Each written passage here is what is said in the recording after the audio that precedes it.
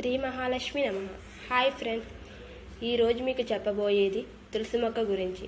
మన ఇంటి ముందు తులసి మొక్క ఎందుకు పెంచుకుంటామంటే తులసి మొక్క చాలా విశిష్టత ఉంటుంది. మన ఇంటి మీద పడే నెగిటివ్ ఎనర్జీని ముందుగా తులసి మొక్క గ్రహిస్తుంది. తులసి మొక్క మొదలు సప్తనదులు ఉంటాయి.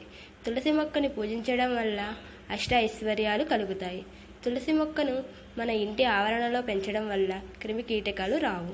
తులసి మొక్క కోసం మన పురాణాల్లో అగ్రపీఠం వేశారు. సాక్షాత్తు శ్రీ మహావిష్ణువు అత్యంత ప్రీతికరమైనది తులసి మొక్క. శ్రీ మహావిష్ణువు ఎన్ని పువ్వులు ఉన్నా కానీ ఒక తులసి లేకపోతే ఆ పూజే వ్యర్థం. తులసి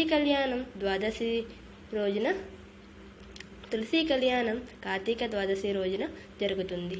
తులసికి పూజ చేసినప్పుడు తులసి కోటలో నీళ్లు పోసి ఆ నీళ్లు శిరస్సున జల్లుకొని సప్తనదులలో స్నానం చేసే ఫలితం కలుగుతుంది.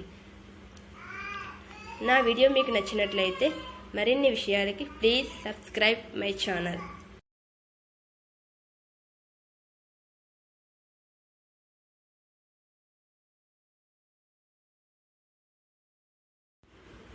శ్రీ మహాలక్ష్మి నమః.